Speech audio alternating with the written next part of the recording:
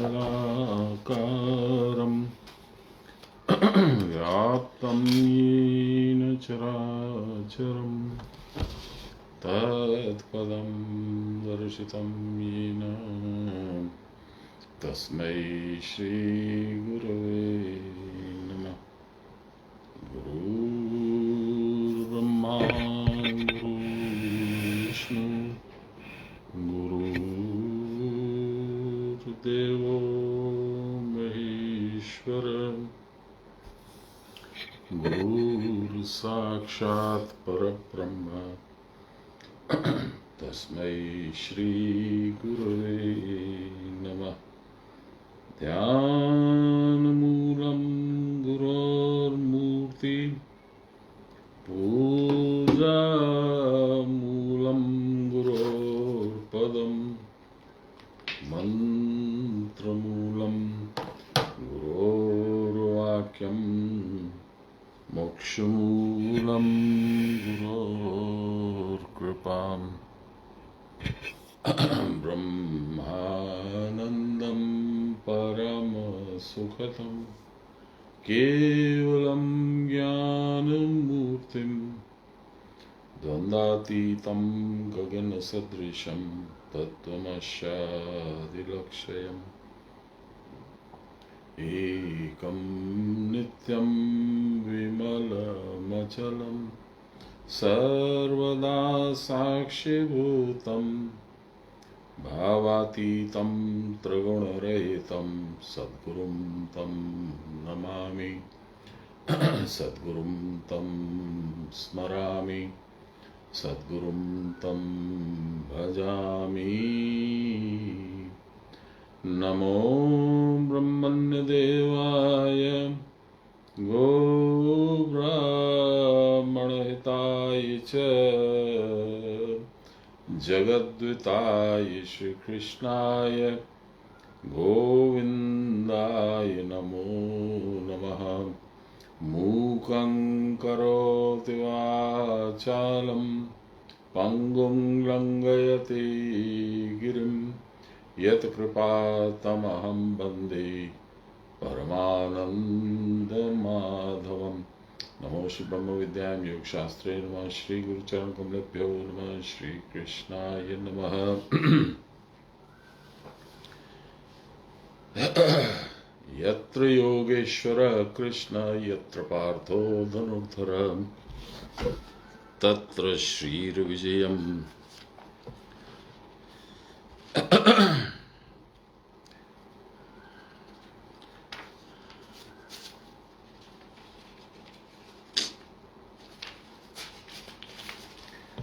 यत्र योगेश्वर कृष्णो यत्र पार्थो धनुर्धर तत्र श्रीर्विजयो भूतिर्ध्रुवामीतिर्मतिर्मम।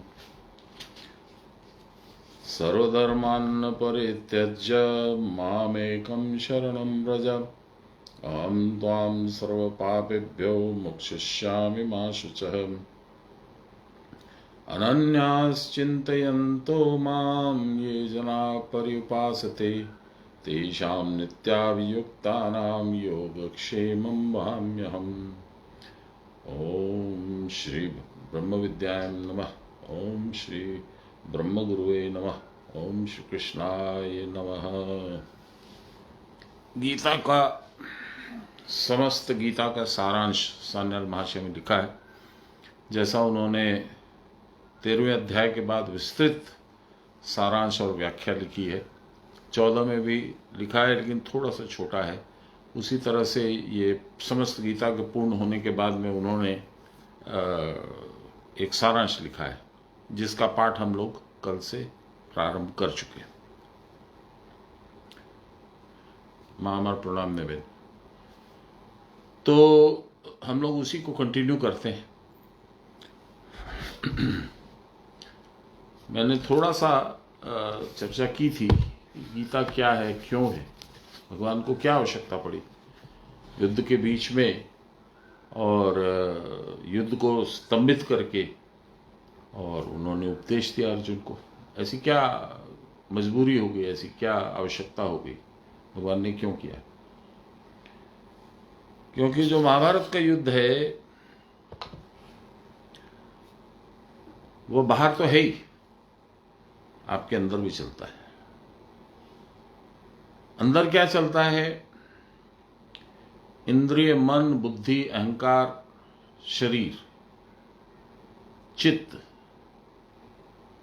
इन सब के सम्मिलित युद्ध में उपस्थित होने के लिए, समुच्चय शरीर का साम्राज्य छीन लेने के लिए ये युद्ध हुआ है। पांडवों ने 5 ग्राम मांगे थे, 5 चक्र, वो भी नहीं दिए गए। तो युद्ध हुआ। भगवान ने कहा, पहले तो अर्जुन ने कहा कि मैं नहीं युद्ध करूंगा, ये तो सब मेरे अपने हैं। तो भगवान ने सारा कुछ उसको डिटेल में बताया। अब मैं इसमें ज्यादा नहीं बोलूंगा, क्योंकि सान्याल महाशय ने अत्यंत उत्कृष्ट भाषा में और लिपि में उन्होंने सारा वर्णन किया है, इसलिए मेरा बोलने का विशेष कुछ होता नहीं है प्रयोजन। हाँ, जहाँ बहुत गूढ़ लगेगा उनका वक्तव्य, वहाँ थोड़ा समय उसको हल्की हिंदी में समझाने की चेष्टा करूंगा। बस इतना ही मेरा काम है। तो हम लोग प्रारंभ करते हैं।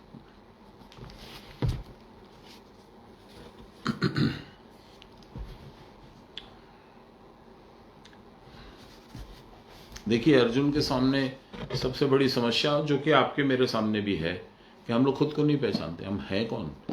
इसीलिए मेरी पुस्तक का नाम बाबा की इच्छा से, ऐसा मुझे लगता है कि उन्होंने बुद्धि रूप में मुझे बताया कि इस पुस्तक का नाम ये लिखिएगा, हु एम आई, मैं हूं कौन।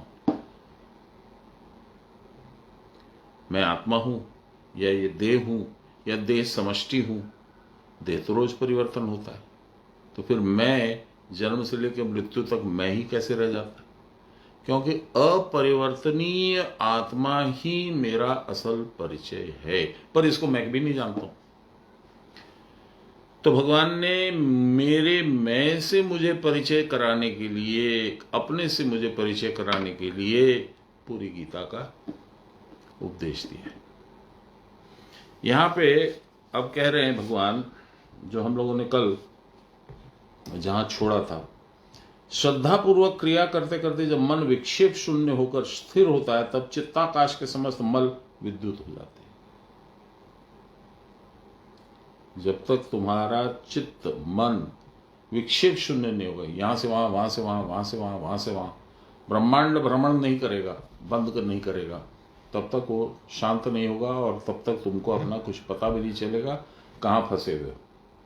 तब फिर दूसरी किसी सत्ता का चिन्ह पर्यंत नहीं रह जाता। तब संसार नामक कोई चीज नहीं रह जाती है। न पति, न पत्नी, न बेटा, न बेटी, न माँ, न बाप, न भाई, न बंधु,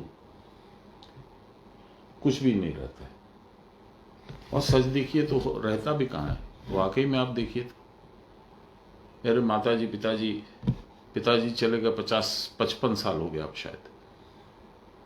माताजी चली गई, 35 साल हो गया।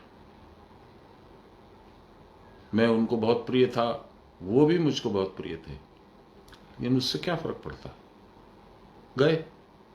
हर एक के माता पिता जाने के लिए ही तो आते हैं, हर एक आदमी जाने के लिए तो आता है।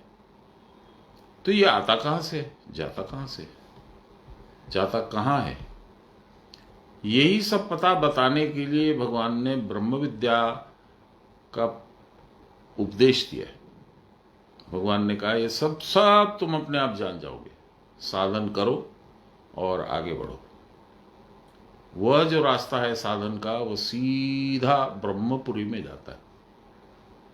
वहां सिर्फ एकमात्र ब्रह्म है, कोई और किसी तरह की व्यवधान नहीं है। आप नहीं जानना चाहेंगे? परम आवश्यक है कि आप अपने आप से परिचय प्राप्त करें और प्रभु का के साथ एक हो जाएं। तो भगवान कहते हैं कि सारे तत्व जब तत्वातीत अवस्था में विलीन हो जाते हैं, तत्व भूमि, रापो, अनलो, वायु, खंग, इससे संसार बना है। फिर उसमें नारायणी सेना है, नर्व्स, वेन्स, जो प्रवाहिकाएं हैं, वायु की प्रवाहिकाएं हैं, उन सबको हराना है। आपको मालूम होगा भगवान की नारायणी सेना दुर्योधन मांग के ले गया था, भगवान को छोड़ के। क्योंकि जिसका विनाश निश्चित है वो भगवान को नहीं चाहेगा, अभी उसको 2 4 5 जन्म और लेने। बाबा ने मुझे यही कहा था, तुम्हारे साथ जो कुछ हुआ उससे बहुत तुमको कष्ट हुआ, ये मैं मानता हूं, पर यदि नहीं होता ऐसा तो शायद मेरे से तुम्हारी मुलाकात होती कि नहीं होती। अब तुम देखो कि लाभ हुआ है कि हानि। अब मैं संसारी बाबा की प्राप्ति को लाभ नहीं मान पा रहा हूं, मेरा हृदय गवाही नहीं दे रहा, बुद्धि तो कह रही कि यही फायदा है, ये जो गया है ये तो वैसे भी जाने वाला था, हृदय नहीं गवाही दे रहा था। बहुत बरस लगे। बाबा ने कब कहा मुझे? 99 में, 25 साल पहले। अब धीरे धीरे आश्वस्त हो रहा हूं कि नहीं, बाबा का मिलना ही सर्वोत्कृष्ट पुण्य उदय हुआ था, तब वो मिले थे। ये गुरु की महिमा है। मैं क्या हूं ये जानने पर, ये किताब का नाम यही है, मैं क्या हूं, हु एम आई। ये ज्ञाता और ज्ञेय भीतर लय हो जाता है। ज्ञाता कौन? मैं खोज में निकला हूं। और ज्ञेय क्या है? ब्रह्म, प्रभु, निराकार स्वरूप। उसको नहीं जान पाते क्योंकि इंद्रियों के गोचर नहीं है, आंख से देख नहीं सकते, कान से सुन नहीं सकते। गीता में कहा गया है कि चित्त रूप में यंत्र जो भावनामय कर्म बीज रहते हैं, उनका स्फुरण ईश्वर की इच्छा से होता है। यह जान लेने पर जीव के कर्म नष्ट हो जाते हैं। जब तक यह धारणा बनी रहती है कि मैं ही कर्म करता हूं, तब तक उस कर्म का शुभ अशुभ फल मुझको ही भोगना पड़ता है। इसका बहुत हम लोगों ने चर्चा किया है। एक खाली श्लोक बोल देता हूं। ब्रह्मण्याध्याय कर्माणि संगम त्यक्त्वा करोति यत् पापेन स लिम्पन्ते पद्मपत्रप्यम्बसा। बाबा का एक वाक्य भी याद आता है। लोके बोले कुरियामी कुरियामी, ब्रह्माकाशे बसिया मुझकी हासे जगत शामी। ये कई बार बाबा ने बोला था। जब तक यह धारणा बनी है कि मैं कर्म करता हूं, तब तक उस कर्म का शुभ अशुभ फल तो मुझको ही भोगना पड़ेगा। जब यह समझ में आ गया कि कर्म तो मेरे हैं ही नहीं, तब कर्म का नाश हो गया। तब फिर कर्म मुझे नहीं जकड़ सकते। कर्म क्यों होता है, ईश्वर को क्यों सब कर्मों का कर्ता या मालिक कहते हैं, यह क्रिया की प्रावस्था में स्थिति होने पर समझ में आ जा सकता है। तार्किक बुद्धि से हमको समझाने के लिए भगवान ने बताया था कि कर्म के 5 करण हैं, 5 instruments of achieving your work. उसमें देह, इंद्रियां, मन इत्यादि। ये कब पता चलेगा? जब हम क्रिया की परावस्था में स्थिति में रहेंगे, तब जब कुछ देर क्रिया की परावस्था में टिक सकेंगे तब। चेतसा सर्वकर्माणि मयि सन्न्यस्य मत्परः बुद्धि योग मुपाश्रित्य मच्चित्त सततम भव। इसलिए हे अर्जुन, जो मतपर है यानी मेरा भक्त है, अर्थात सर्वदा आत्मा में रहते हैं, उनको जान पड़ता है कि सब कर्म तो ब्रह्म ही कर रहा है। हमें नहीं जान पड़ता, मैं नहीं जानता हूं। मैं तो ये बोलता हूं, अरे कल ये काम है, आज ये काम है, अभी ये करना है। सब मैं है उसके बीच में, मैं तो है ही नहीं। बुद्धि योग का आश्रय करने पर यह जाना जाता है, अर्थात क्रिया की प्रावस्था में स्थिर चित्त बुद्धि योग युक्त योगी अपने आप में रहता है। अपने आप में रहना माने आत्मा में रहना, ब्रह्म में रहना, तब भी सब कर्म होते हैं। अच्छा, इसका भी उदाहरण देता हूं। मैं एक सीमेंट प्लांट लगा रहा था, तो दिमाग पे वही छाया हुआ था, उसमें ऐसा करना है, ऐसा करना है, ऐसा करना है। एक दिन अचानक बाबा से बात हुई, वो कलकत्ता में थे, मैं धनबाद में था। तो उन्होंने बोला, जितेन बाबा, काल থেকে তুমি अज्ञात बास করবে, तुम किसी के सामने नहीं आओगे, किसी से बात नहीं करोगे, कोई काम नहीं करोगे, फाइल नहीं देखोगे, न्यूज़पेपर नहीं देखोगे, टीवी नहीं देखोगे। तो मैं चौंक गया कि ये क्या बोल रहे बाबा, अभी तो मेरा सीमेंट प्लांट लग रहा है, वहां मैं नहीं जाऊंगा तो वहां तो ये गड़बड़ हो जाएगा, वो गड़बड़ हो जाएगा, मेरे लोग अटक जाएंगे, रुक जाएंगे, काम नहीं होगा। तो मेरी शायद भावना उन्होंने समझ ली, तो बोले देखो ना भगवान की करे। मैं बोला जी, तो मैं करूंगा क्या बाबा, ये सब कुछ भी नहीं करूंगा। तो पेपर पढ़ने की भी आदत है, टीवी देखने की भी आदत है, और गप मारने की भी आदत है ना, वो सब करबे ना।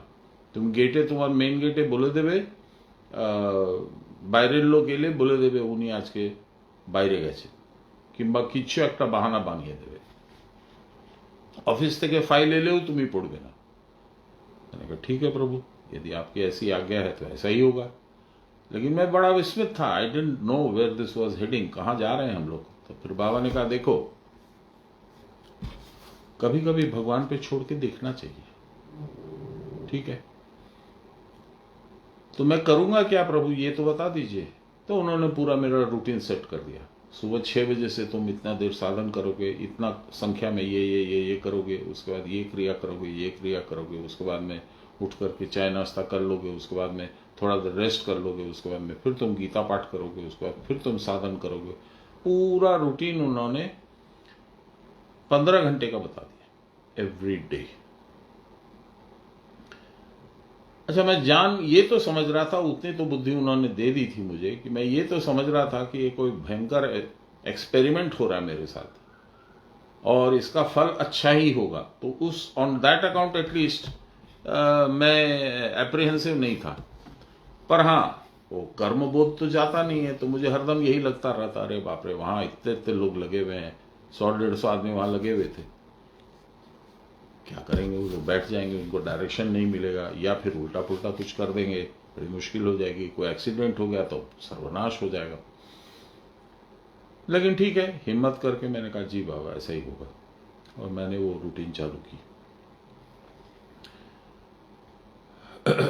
रूटीन 1 सप्ताह में खत्म हुई। रोज गीता पाठ भी होता था, भगवत चर्चा भी होती थी। मेरे सास आई हुई थी, तो वो बहुत भक्त थी, तो वो रोज गीता पाठ के समय भी बैठ जाती थी, चर्चा भी होता था, चाय भी पीते थे हम लोग उस समय, बातें भी होती थी। अब कल जैसे समापन है मेरे अज्ञातवास का, 1 सप्ताह कल पूरा हो रहा है। तो मैंने फोन किया कि प्रभु कल समाप्त हो रहा है, तो कुछ विशेष आदेश हो तो बोलिए। तो बोले तुम ही की चाहो। मैंने कहा जब इतना आपने करवा ही लिया है, तो यदि आप आदेश करें तो 1728 में बैठ जाता हूं। बोले खूब भालो बसो। अगले दिन में 1728 में बैठ गया। 15 घंटे में 1728 खत्म और रात निकल आई। मेरा ख्याल है 9:30-10 बज गए थे रात के। बड़ा उत्सुक होकर मैं सोया, क्योंकि कर्म बंधन तो अभी छूटा नहीं है ना। कर्मी हूं मैं नहीं करूंगा तो कैसे होगा, भगवान पे मैं छोड़ नहीं पा रहा हूं, ये सारी बातें तो थी, बैकग्राउंड में चली गई। गुरु के आदेश के सामने वो they receded into the background. But अब कल पूरा हो रहा है, अवधि खत्म हो रही है, तो उत्सुकता बढ़ गई। 1728 करने के बाद भी उत्सुकता बढ़ गई। तो उनको फोन पे तो मैंने प्रणाम किया और बोला बाबा आपकी दया से 1 सप्ताह बहुत सुख से, बहुत आनंद से बीता। अब कल से यदि आपकी आज्ञा हो तो मैं जाऊं। हैं जाओ, तारपर एसे আমার সঙ্গে কথা বলবে, तो जा अपना देख के आ, फिर मेरे से बात करना। मैंने ठीक है बाबा। आप आश्चर्य करेंगे कि जिन काम के लिए, जिन सब कामों के लिए मुझे एक्सट्रीम वरी थी, बहुत भारी भारी सामान था, जो मेन मिल थी उसका करीब 90 टन वजन था, उसको जमीन से उठा के ऊपर रखने की क्रेन नहीं थी, तो हम लोग अपना देसी जुगाड़ से उसको उठाने का सोच रहे थे। वो बैठ गई थी, मैं गया था। 200 टन का एक साइलो बैठा था सीमेंट का, जिसमें फिनिश सीमेंट जाकर के स्टोर होगी, वो खड़ा हो गया था। माने आप यूं समझिए कि 1 सप्ताह के अंदर में उम्मीद से बहुत ज्यादा 300-400% वर्क हो गया था, and without a single scratch to anybody. किसी को चोट नहीं लगी, किसी को कुछ नहीं लगा। मैं आश्चर्यचकित हो गया और मैंने लोगों से पूछा कि अरे इतना काम तुम लोग कैसे कर लिए?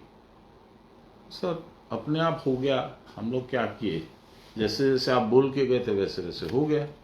अच्छा देखिए, इसमें भी मेरा कर्मबोध खत्म नहीं हुआ। जैसे जैसे आप बोल गए थे फिर मैंने आके रात को बड़ा उत्साह के साथ उनको फिर प्रणाम किया गुरु महाराज को, और मैंने कहा बाबा ऐसा ऐसा देखा। तबे भगवान चाइले सब किछु है।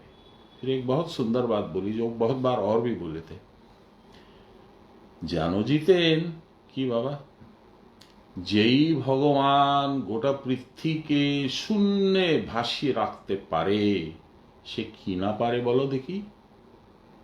जो भगवान पूरी की पूरी पृथ्वी को शून्य में खड़ा रख सकते हैं, अपनी धुरी पे घूमती है, सूर्य के चारों तरफ भी घूमती है, लेकिन अपने स्थान पे, वो इधर से उधर भटकती नहीं है।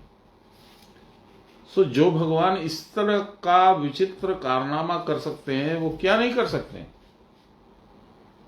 बुझेছো है बाबा।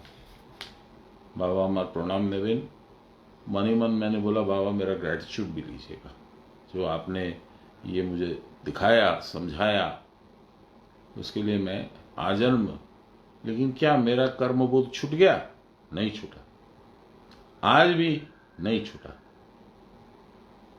कम हो गया, इतना ही हुआ। चलिए, मत चित्त हो जाने पर उस चित्त में फिर संसार बीज नहीं रहता। अतएव संसार में आवागमन या पुनः पुनः देह धारण रूप अशेष दुर्गति, अशेष दुर्गति, अशेष शेष न होने वाली दुर्गति मिट जाती है। इस अवस्था की प्राप्ति के लिए सर्वभूत स्थित ईश्वर के शरणागत होना पड़ता है, जो सब में है, सर्वभूत स्थित सब में है। क्षिति अप तेज मरुत व्योम, यही सर्वभूत है, पांच तत्व। इनके स्थान देहस्थ मेरुदंड में क्रमशः मूलाधार, स्वादिष्ठान, मणिपुर, अनाहत और विशुद्धाख्य चक्र है। साधन काल में साधक को इसी मार्ग से गमनागमन करना पड़ता है, गमनागमन।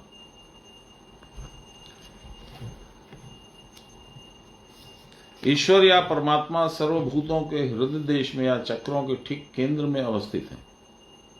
इसको पूरा फिर से पढ़ता हूं, ध्यान से सुनिएगा क्या बोल रहे हैं। ईश्वर या परमात्मा सब भूतों के हृदय देश में या चक्र में, कहा गया, चक्रों के ठीक केंद्र में अवस्थित है, प्रत्येक चक्र के सेंटर में।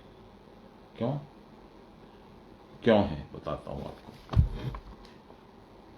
भगवान सुषुम्ना में वास करते हैं, उसी को ब्रह्माकाश भी बोलते हैं, उसी को सुषुम्ना भी बोलते हैं, उसी को चक्रों का मध्य भी बोलते हैं।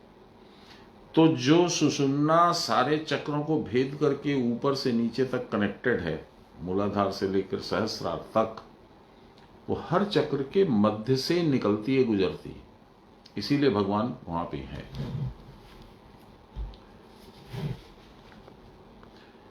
प्रति चक्र की क्रिया उस केंद्र मध्यस्थ शक्ति की प्रेरणा है, उससे ही हमको भूमि आदि पदार्थों का ज्ञान हो रहा है।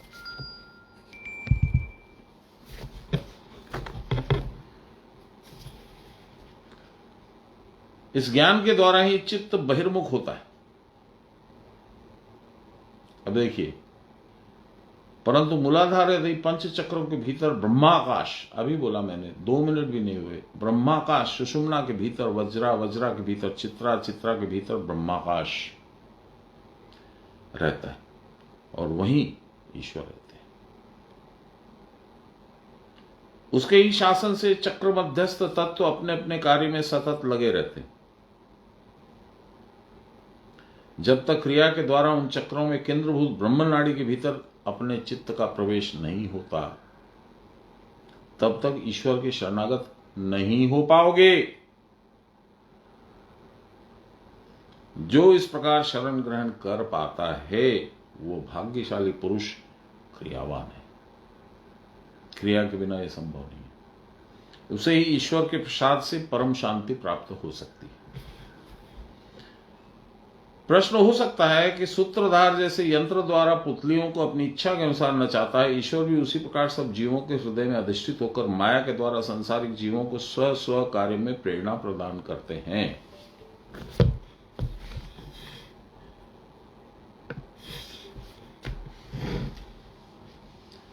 जीव को कोई स्वतंत्रता नहीं है। यह बात सुनकर भय हो सकता है, क्योंकि ऐसी दशा में मुक्ति प्राप्ति की चेष्टा भी जीव के लिए एक बड़ी विडंबना है। मुक्ति की प्राप्ति की चेष्टा भी तो भगवान ही देंगे, और समस्त शास्त्र वाक्यों का भी तब कोई मूल्य नहीं रह जाता। इसका उत्तर यह है कि आत्मा स्वयं प्रकृति के वश में नहीं है। आत्मा प्रकृति के वश में नहीं है और वह मुक्त और सदा स्वाधीन है। मैंने कई दिन पहले जब हम लोग माया की चर्चा कर रहे थे तब मैंने कहा था, भगवान माया के स्वामी हैं, यानी माया उनकी इच्छा के अनुरूप, उनके बनाए हुए नियमों के अनुरूप नाचती है। और हम जितने जीव हैं जो भगवान से परिचित नहीं हैं, वे माया के दास हैं। वे आर स्लेव्स टू माया, और माया हमको नचाती है। इसीलिए चंडी में एक वो जो श्लोक है, जो श्लोक तो नहीं कहूंगा, एक देवी का वाक्य है, यो माम पश्यति सर्वत्र, नहीं, यो माम, देखिए भूल गया, मुझे जो युद्ध में हरा देगा, मेरा घमंड जो युद्ध में चूर कर देगा मुझे हरा के, वही मेरा स्वामी बनेगा। इसका मतलब क्या हुआ? युद्ध क्या है? कौरव पांडव का युद्ध, इंद्रियों का, शरीर का और चेतना का युद्ध। इसमें ताकत लगानी पड़ेगी। कैसी? क्योंकि जो इंद्रियां, चित्त, बुद्धि, मन, संस्कार जितने हैं, प्राण, वो सारे लगे हुए हैं आपको बाहर फेंकने के लिए, संसार में घुमाने के लिए। तो ये इतनी ताकत के साथ आपको बाहर फेंकने की चेष्टा करते, उतनी ही ताकत लगा के आपको लड़ना पड़ेगा। तब आप जब उस माया को परास्त करेंगे, तब माया को यह अनुभव होगा कि अरे ये तो कोई भगवत भक्त ही है। तब वो आपकी चरण वंदना करेगी, जैसा कि भगवान की चरण वंदना माया करती है। यही इसका मतलब है। उसके मुक्त होने का कारण ही चित्त प्रतिबिंब रूप जीव की मुक्ति प्राप्ति की इच्छा स्वाभाविक होती है। इसी कारण प्रकृति चाहे कितनी भी प्रबल क्यों न हो, जीव को आत्मानुसंधान से वह विरत नहीं कर सकती। इसका मतलब क्या है? इसका मतलब यह है कि जीव के अंदर भगवान अंश में है, अंश रूप में तो है। वह भी तो अपना काम करेंगे, खाली माया ही काम करेगी। आत्मा ही जीवात्मा का प्रमाण है? नहीं, आत्मा ही जीवात्मा का प्राण है। इस प्राण से जीव कभी वियुक्त तो होने वाला नहीं है, आत्मा से कभी छूटने वाला नहीं है। जिस भी योनि में जन्म ले, आत्मा तो उसके अंदर रहेगी। परंतु मायावश देहेंद्रियों के प्रति बद्ध दृष्टि होने के कारण जीव अपने स्वरूप को भूल गया। इस अवस्था में भी जीव और परमात्मा परस्पर होना चाहिए। परस्पर एक और अभिन्न है, प्रिंटिंग मिस्टेक है। जीव प्रकृति के परवश है, यह सच तो है। जीव प्रकृति के परवश है, जीव प्रकृति के ऊपर निर्भर है, प्रकृति के आदेश को मानने के लिए बाध्य है, यह तो सच है। परंतु जीव को मुग्ध करने की प्रेरणा प्रकृति को ईश्वर से ही मिलती है। अज्ञान रूपिणी जब माया होती है, तब अज्ञान रूपिणी, अज्ञान दायिनी ईश्वर एक और जैसे जन्म मृत्यु की तरंगों से रहित हैं, सदा अच्युत और मुक्त हैं, दूसरे और उसी प्रकार जीव रूप में वह जन्म मृत्यु सुख दुख के उत्ताल तरंगोच्छ्वास से सदा स्पंदित और विभीषिकामय है। जब अज्ञान हुआ, देहबोध हुआ, तो ये सब उल्टा सीधा जीवन मरण, ये मर गया, वो उठ गया, वो बैठ गया, ये उसने मेरा छीन लिया, मैंने उसका छीन लिया, ये चलेगा। और जब आप उसके ऊपर उठ करके भगवान के साथ एक हो जाओगे, जो कि सिर्फ साधन ही करा सकता है, तो माया पीछे छूट जाएगी, उसका कोई भय नहीं रहेगा। जीव अज्ञानवश जब तक बहिर्दृष्टि संपन्न है, यानी संसार को देख रहा है, तब तक वह प्रकृति परवश ही रहता है, प्रकृति के ऊपर डिपेंडेंट रहता है। यो माम जयति संग्रामे यो मे दर्प विपोहति यो मे प्रतिबलो लोके इसमें भर्ता भविष्यति। ये है चंडिका वो पंचम अध्याय का दूत को अपना जवाब देते हुए। योमाम जयति संग्राम में जो मुझे जीत लेगा। कौन बोल रही है? दुर्गा देवी। दुर्ग माने आपका शरीर, उसमें आप फंसे हुए हैं। चलिए, प्रकृति की यह प्रेरणा भी भगवत शक्ति है। अतः जो सर्वतोभावेन भगवान के शरणापन्न होता है, उस भक्त योगी का ईश्वर के प्रसाद से संसार बंधन छूट सकता है। छूटेगा ही ऐसा नहीं, वो आप पे निर्भर करता है। इसके लिए ईश्वर को कोई उद्वेग नहीं होता, इज नॉट एंशियस, और न कोई संकल्प करना होता है। He doesn't have to resolve to get it accomplished, ऐसा भी नहीं।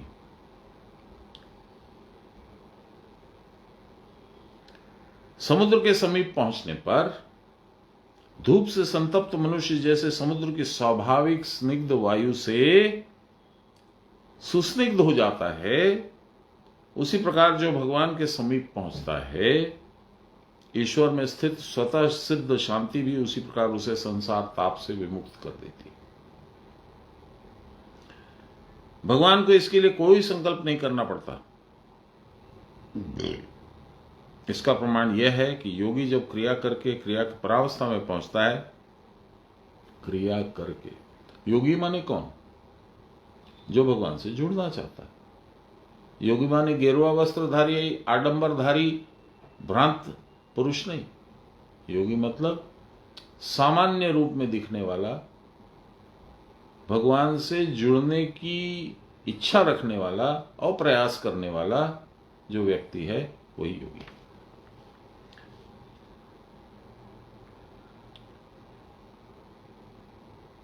योगी जब क्रिया करके क्रिया की परावस्था में पहुंचता, परावस्था मतलब इसको यूं भी कह सकते हैं प्रकृति के परे या गुणातीत अवस्था या समाधि की अवस्था,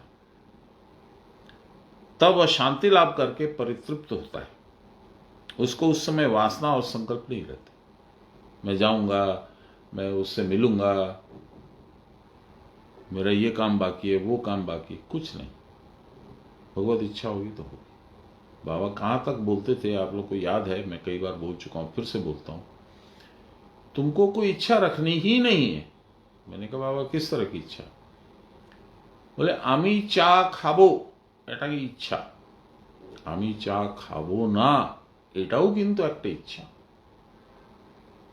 बाबा कभी नहीं बोलते थे मैं ऐसा करूंगा ही, हरदम यही बोलते थे देखी गुरु महाराज की करें, देखी भगवान की करें। अद्भुत थे, अद्भुत थे बोलना भी गलत है, कहीं गए नहीं। हम लोग के सिर पे उनके हाथ का अनुभव कभी कभार होता है, जब विशेष करके जब आपत विपत ऐसा लगता है कि अब क्या होगा, अब तो गहन अंधकार हो गया प्रभु, अब क्या होगा। কি জিতে সব কিছু তো ফিক্সড আপ রে, কিসের চিন্তা, টেনশন করিস না, একটু করে সাধন করে চল, সব ঠিক হয়ে যাবে।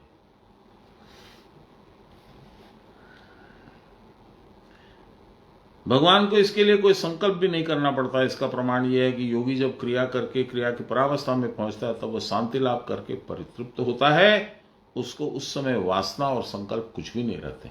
वासना माने चाह, संकल्प माने रेजोल्यूशन।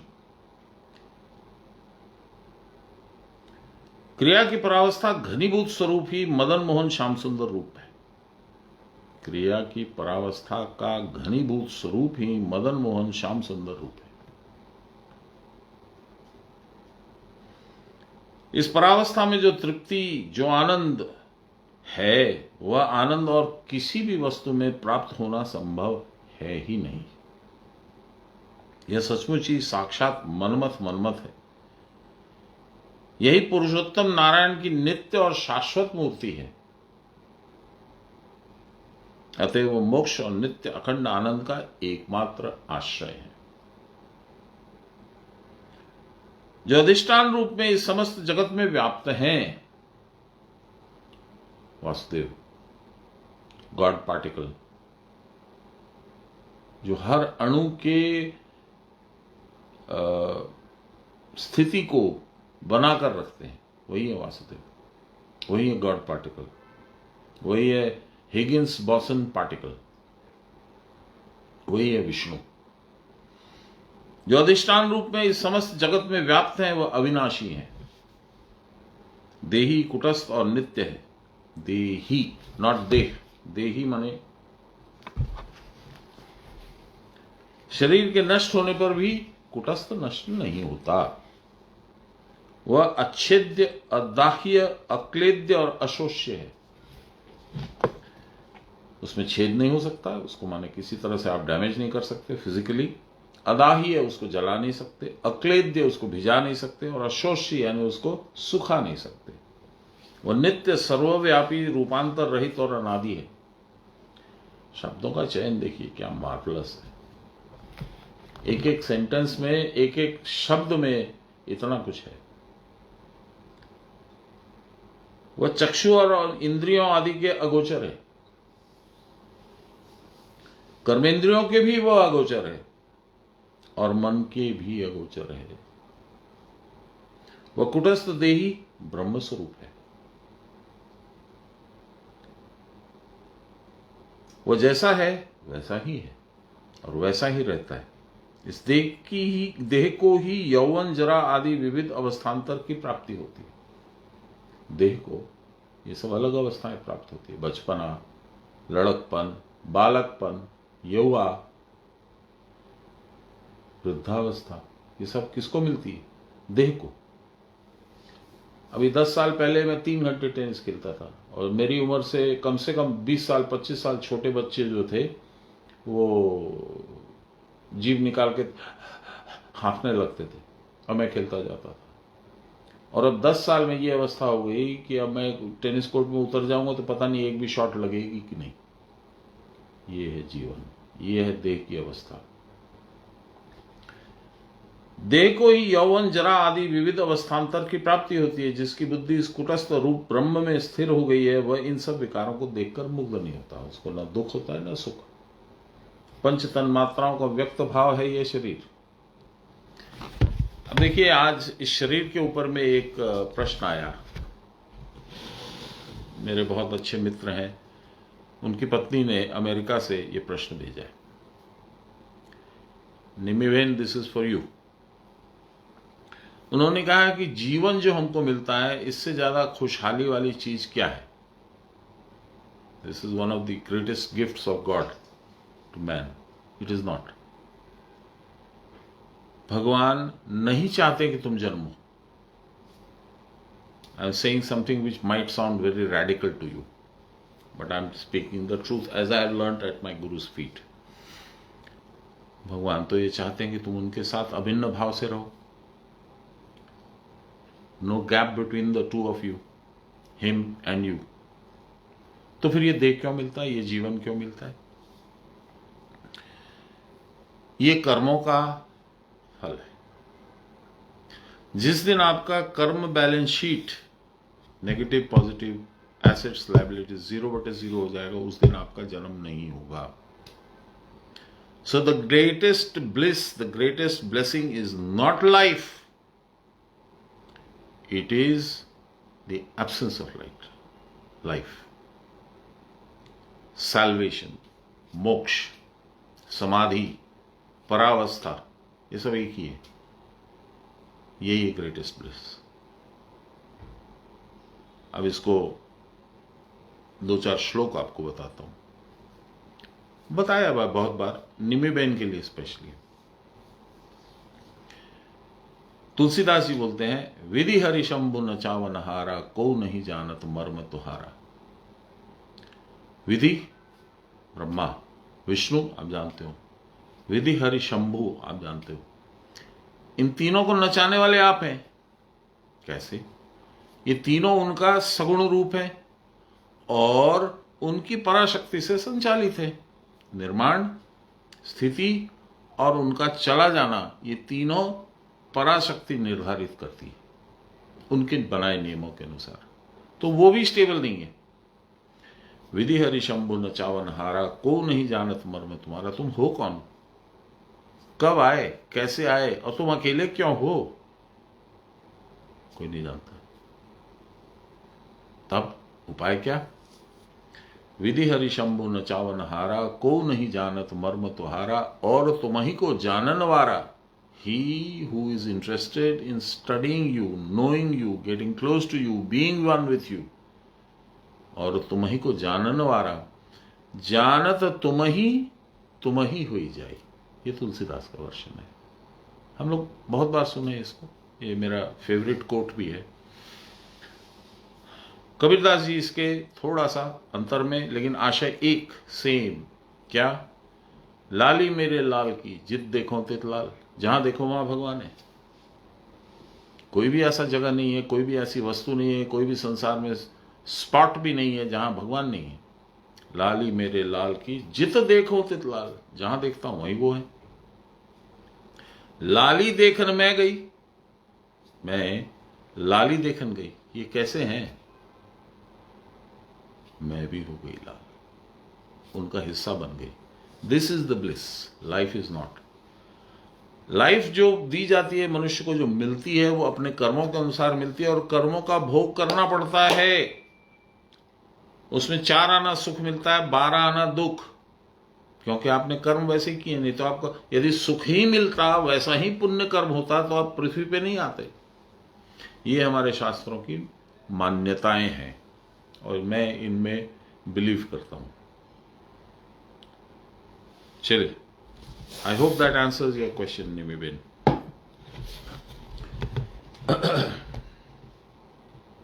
देखिए ना, यहां क्या बोल रहे हैं? आत्मा अछेद्य, अदाह्य, अक्लेद्य और अशोष्य, cannot be disturbed in any way, और नित्य सर्वव्यापी, रूपांतर रहित। रूपांतर रहित, रूप में अंतर, डिफरेंस इन अपीयरेंस नहीं होता उसमें, और अनादि है, हैज एग्जिस्टेड फॉरएवर। वह चक्षु आदि इंद्रियों के अगोचर है। You cannot see, cannot hear, cannot smell, cannot taste, cannot touch, nothing. यह कुटस्थ देही ब्रह्म स्वरूप है। देही मतलब इस शरीर को चलाने वाला।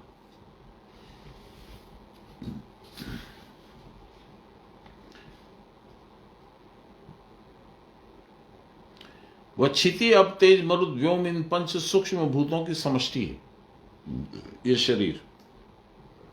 ये बॉडी जो है, ये 5 एलिमेंट्स का कलेक्शन है। किसी में अग्नि तत्व तो ज्यादा होता है तो भड़कता है, लड़ता है, एग्रेसिव हो जाता है। किसी में जल तत्व तो ज्यादा है तो वो शांत हो जाता है। क्षिति, अब तेज। किसी में क्षिति तत्व तो ज्यादा है तो आर्टिस्ट हो जाता है, वंडरफुल कुक, ब्यूटीफुल बांसुरी वादन, म्यूजिकल इंस्ट्रूमेंट्स, गाना गाना, स्टोरी बनना, ये क्षिति तत्व का प्रभाव है।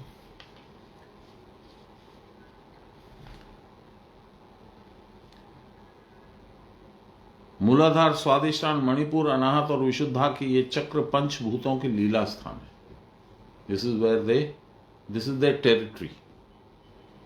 मूलाधार हो गई क्षिति तत्व यानी अर्थ, ऐसे। प्रणवाख्य देही आकार, उकार और मकार आदि नाद और बिंदु का अधिष्ठान है। ये बहुत इंपॉर्टेंट है समझना। प्रणवाख्य, just like Pranab. Pranab, everybody knows. इसमें 1, 2 और 3 मात्राएं हैं। अकार, उकार, मकार, अ, उ, म। इसके ऊपर में आधा चंद्र है, वो नाद का सिंबल है। जो नाद अपने आप आपके अंदर उठता है। 10 तरह के नाद होते हैं। उस नाद के ऊपर में बिंदु, वह बिंदु जो है वो भगवान का प्रतीक है। सुनिए, बाबा ही बोलेंगे, मैं क्यों इतना बोलूं। इन सब के परे कुटस्थ ब्रह्म है, जिनका स्थान आज्ञा चक्र है। यहां जब वायु स्थिर हो जाती है, when you can take your वायु एंड कीप इट हियर, जिसको कहते हैं कुंभक,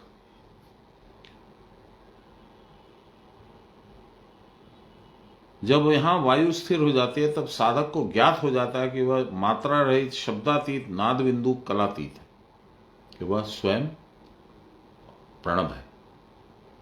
मात्रा स्पर्श का बोध होता है वायु के चांचल्य के कारण। वायु कौन सी? आपके अंदर की वायु, प्राण वायु। क्रिया द्वारा जब वायु स्थिर होती है तब विषयों के साथ इंद्रियों का संबंध छिन्न हो जाता है, गेट अ डिस्कनेक्ट। आपकी इंद्रियां जो अब तक संसार दिखा रही थी, कान जो संसार का म्यूजिक सुना रहा था, वो सब बंद हो जाता है।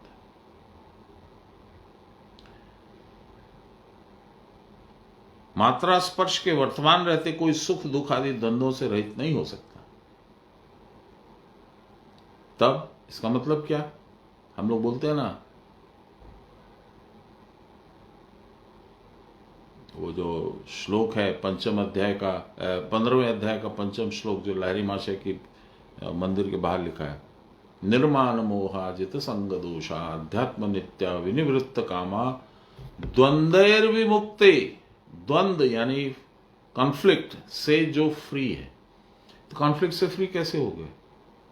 कॉन्फ्लिक्ट से फ्री तो वही होगा जो शरीर के पार चला गया, प्रकृति के पार चला गया, जिसने देह का संबंध काट लिया है।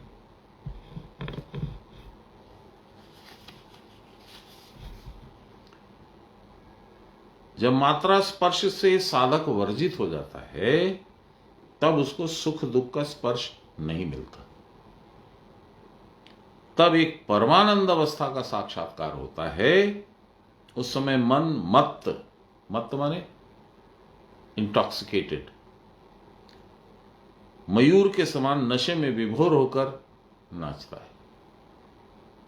वेदादि शास्त्रों में इसका ही वर्णन है। उस उत्तम पुरुष, वह उत्तम पुरुष सबके अतीत है। इन सब के बाद लास्ट में उत्तम पुरुष का दर्शन होता है। मैंने कई बार बताया, सर्वदा वायु के स्थिर होने पर इसका अनुभव होता है। किसका? उत्तम पुरुष का।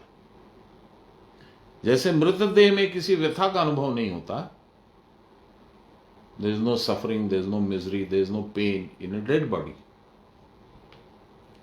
उसी प्रकार जिसकी वायु स्थिर हो जाती है उसको भी किसी व्यथा का अनुभव नहीं होता। कुटस्थ को कोई व्यथा होती नहीं है, क्योंकि वह स्थिर है, अमर है। जो इस ओंकार रूप शरीर में प्रच्छर्दन विधारण नहीं करता प्राणायाम, वह स्वभाव रूप से स्थिर पद या ब्रह्म पद को जान ही नहीं सकता। स्थिर पद को न जान पाने के कारण ही अज्ञान है।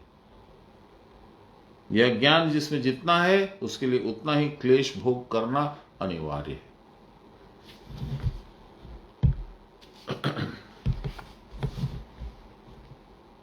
हाय भगवान, तुमने क्या किया? मेरी जिंदगी ठीक चल रही थी, मैंने किसी से कोई छीना नहीं, झपटा नहीं, किसी की ठगी नहीं करी, किसी से कुछ नहीं किया, मेरे साथ तुमने ऐसा किया। कोई भगवान को इंटरेस्ट नहीं है तुम्हारे साथ कुछ करने में। ये सब तुम्हारे अपने कर्मों का फल है। ओनली थिंग इज, जब वो तुम कर्म कर रहे थे तब तुम लाल ड्रेस में पहने थे, दूसरे दिन तुमने पीली ड्रेस पहनी, तीसरे दिन काली ड्रेस पहनी, चौथे दिन हरी ड्रेस पहनी, अभी ये ड्रेस पहने हुए हो। वो तुमको याद भी नहीं है कौन से समय किस शरीर में तुमने क्या कर्म किसके साथ किया था, वो याद नहीं। पर भगवान तो क्या करते हैं, तुम्हारे अंदर एक पेन ड्राइव रखे हुए हैं जिसका नाम है लिंग शरीर या कारण शरीर। लिंग माने प्रतीक, सिंबल। उसके अंदर तुम्हारे जन्म जन्मांतर का लेखा जोखा रिकॉर्डेड है।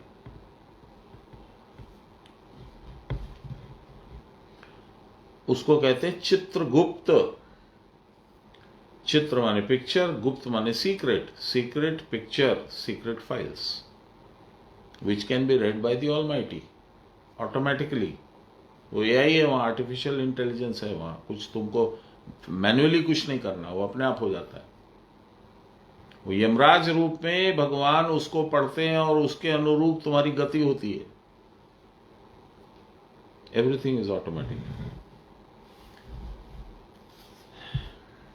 गीता में कर्म तत्व, पुरुषोत्तम योग, देव असुर संपद और संन्यास और त्याग के भी विषय आलोचित हुए। यही गीता की विशेषताएं।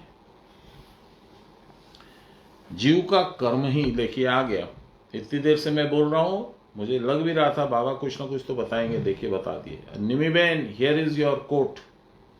जीव का कर्म ही देहादि रूप में परिणाम को प्राप्त होता है। As you sow shall you reap. जैसा कर्म करोगे वैसा शरीर मिलेगा। इसलिए भगवान ने 18वें अध्याय में कर्म तत्व की विशेष रूप से आलोचना की है। 8वें अध्याय में भगवान के इस प्रश्न का कि कर्म क्या है, उत्तर देते हुए भगवान ने कहा है, भूत भावो भव करो विसर्ग कर्म संगीता। जीव के भीतर जो नाना शक्तियां विद्यमान रहती हैं उनका विकास साधन करना और देव उद्देश्य से उनका त्याग करना, यही कर्म है।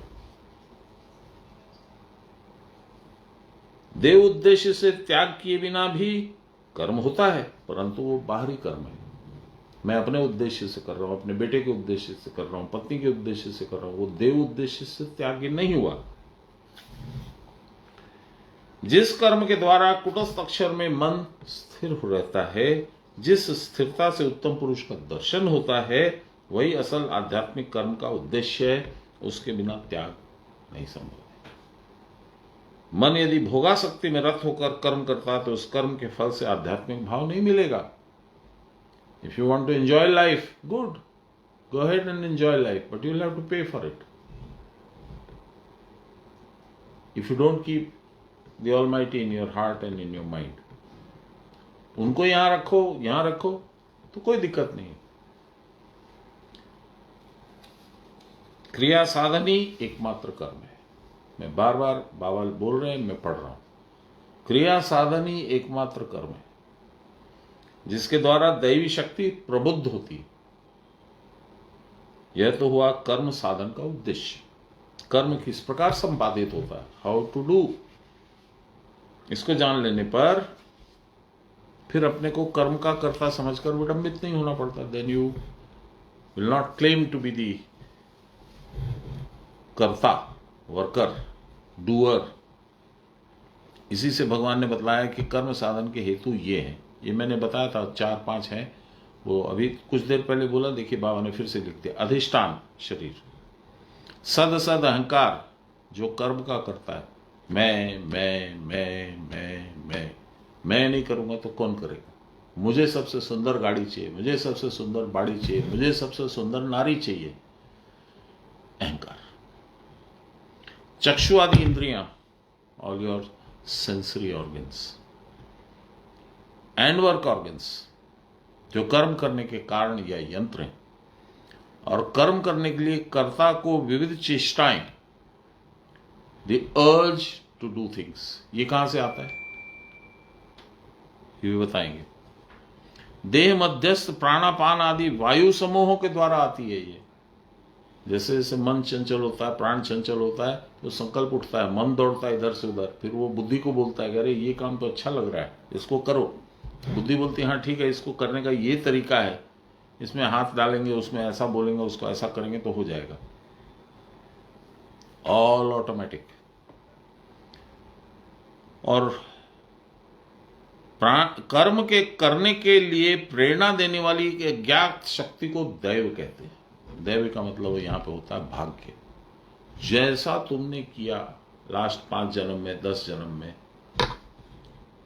वह प्रारब्ध बनकर तुम्हारा स्वभाव भी बनता है, तुम्हारी नियति भी बनता है, और वो उसी हिसाब से नचाता है। इसको दैव कहते हैं। इसको अदृष्ट भी कहते हैं, not visible, and yet it works so powerfully. राजा हरिश्चंद्र अपने परिवार को कहां से कहां ले गए। रामचंद्र स्वयं भगवान जंगल जंगल भटकते रहे, अपनी पत्नी के लिए रोते रहे।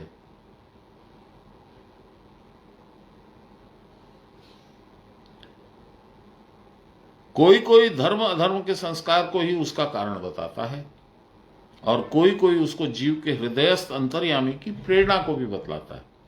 एक शब्द में इसी को भगवत इच्छा कहते हैं, इसीलिए दैव। यह भगवत इच्छा ही कर्म का मूलीभूत बीज स्वरूप है। This is the seed of all your activities in your life time. कितने ही कल्पांतरों से, कितने ही जन्मों तक जीव मात्र इस मूल कारण का आश्रय लेकर विचित्र कर्म संस्कारों के द्वारा संबद्ध है। किसी को भी इसे अस्वीकार करने की शक्ति नहीं है। श्रीमद् भागवत में ब्रह्मा जी कहते हैं, बस ये पढ़ के खत्म कर देते हैं। ब्रह्मा जी की 5-7 लाइन है। वयम भवस्ते तात महर्षिवहाम सर्वे विवशा यस्य दिष्टम न तस्य कश्चिद तपसा विद्या यान योग वीर्येण मनुष्यया वा नैवार्थ धर्मे परतः स्वतो वा कृतं विहन्तु तनुवृद्धि भूर्यात् भवाय नाशाय न कर्म कृतं शोकाय मोहाय सदा भयाय सुखाय दुःखाय च देहयोग मव्यक्तदिष्टं जनतांग धत्ते यदवाची तन्तया गुणकर्मदाभि स्वदुरस्तेर वत्स वयं सुयोजिता सर्वे बहां बलिमीश्वराय प्रोतान सीव द्विपदे चतुष्पदः। अब इसका एक्सप्लेनेशन सुनिए। ये किसने कहा? ब्रह्मा ने, द क्रिएटर। शिव, नारद प्रभृति हम सभी, वयम माने हम सब, विवश होकर उनकी आज्ञा को वहन कर रहे हैं। We are not free, we are not free operatives, we are following his instructions, his law. कोई भी जीव विद्या, योग और बुद्धि के बल से उनकी आज्ञा अन्यथा करने में समर्थ नहीं। बहुत पढ़ लिया तो भगवान को इग्नोर कर देगा, नहीं। बहुत पावरफुल है तो इग्नोर कर देगा, नहीं। बहुत बड़ा योगी है तो भी नहीं। और बुद्धिमान है, बहुत एक्सीलेंट विजडम, आईक्यू एकदम हाईएस्ट इन द वर्ल्ड है, तो भगवान की आज्ञा मानने से रिफ्यूज कर देगा? No, not possible. ये ब्रह्मा बोल रहे हैं। हे प्रियव्रत, जीव समूह जन्म मरण आदि सुख दुख का भोग करने के लिए ईश्वर प्रदत्त शरीर आदि को धारण करते हैं। निमिबेन, पे अटेंशन। जीव समूह जन्म मरण आदि सुख दुख का भोग करने के लिए ईश्वर के प्रदत्त शरीर आदि को धारण करते हैं। चतुष्पाद आदि जंतु जैसे नकेल में बंधकर मनुष्य की इच्छा के अनुसार कर्म करते हैं। नकेल लगा करके गाय को, बछड़े को, इसको उसको आप जैसा चाहते वैसा कराते हैं। हल में जोत देते हैं, कभी कुछ कर देते हैं, और वो करना पड़ता है उसको। उसी प्रकार हम गुण कर्म में बद्ध होकर, नकेल क्या है? गुण कर्म, ईश्वर की इच्छा से उनके निमित्त कर्म करते हैं। जब तक देह रहती है तब तक इस महानियति, ईश्वर संकल्प या दैव का कोई उल्लंघन नहीं कर सकता। Nobody can bypass this system. ये तो होगा ही। इस मूलभूत बीज का कभी नाश नहीं होता। यहां तक कि जीव के मुक्त होने पर भी उसकी प्रकृति में उस समय भी यह बीज या संस्कार कार्य करता है। When he is dying, even then this is ongoing. तब यदि यह सोचो कि मुक्त होने से तब लाभ क्या हुआ, तो यह उसका उत्तर है कि मुक्त पुरुष प्रकृति से अपने को भिन्न समझता है। इस कारण प्रकृति के कार्य को कभी स्वकार्य समझकर ब्रह्म में नहीं पड़ता।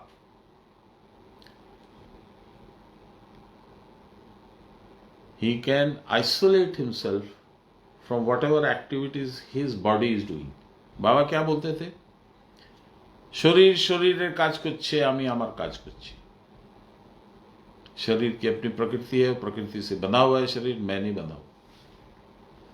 यश्च नाहंकृतो भावो बुद्धिर यश्च न लिप्यते हत्वापि स इमान् लोकान् हन्ति न निबध्यते। यहीं पे आज समाप्त करते हैं। कल देखते हैं, कल तो खत्म तो नहीं होगा, अभी टाइम लगेगा। चलिए, क्या दिक्कत है। कल लास्ट पार्ट होगा इस सप्ताह में, अगले सप्ताह फिर सोमवार से मंगल से होगा, जैसा भी होगा मैं सूचित कर दूंगा। मैं थोड़ा धनबाद जा रहा हूं फिर से।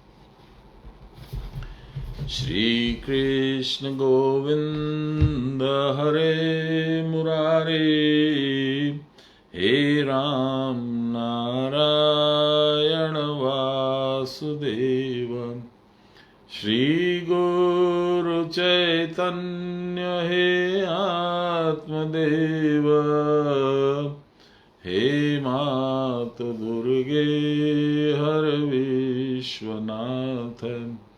सर्वे भवन्तु सुखिनः, सर्वे सन्तु निरामया, सर्वे भद्राणि पश्यन्तु, मा कश्चित् दुःखभाग् भवेत्। असतो मा सद्गमय, तमसो मा ज्योतिर्गमय, मृत्योर्मामृतं गमय।